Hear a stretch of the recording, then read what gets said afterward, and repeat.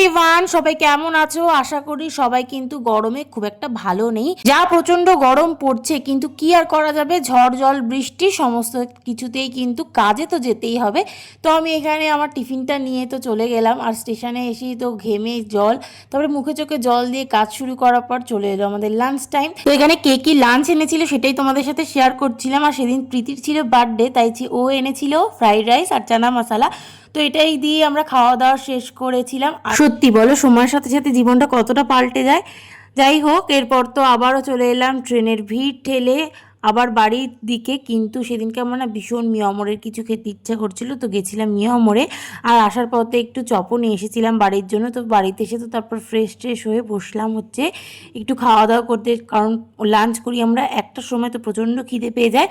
তো আমার বোনের তো মিয়ামরের কিছু দেখলেই ওর আর আনন্দের শেষ থাকে না। তো প্রথমে এই মোচার চপটা ট্রাই করেছিলাম, মোচার চপটা না দুর্দান্ত বানায়। আর সাথে তো ছিল হচ্ছে চিকেন 65 রোল, যেটা খেতেও খুব ভালো ছিল। কিন্তু অত্যাধিক মিয়ামরের সমস্ত কিছুতে দাম কিন্তু বেড়ে যাচ্ছে।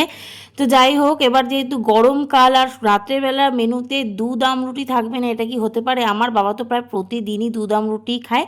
তো সেদিনকে রাতের ডিনারে ছিল হচ্ছে রুটি, লাউ ঘন্ট, আর ছিল হচ্ছে মাছের ডিমের বড়ার তরকারি। সাথে তো লাস্ট পাতে দুধ রুটি ছিলই। তো আজকের মিনি ব্লগ তোমাদের কেমন লাগলো জানিও। ওকে, বাই।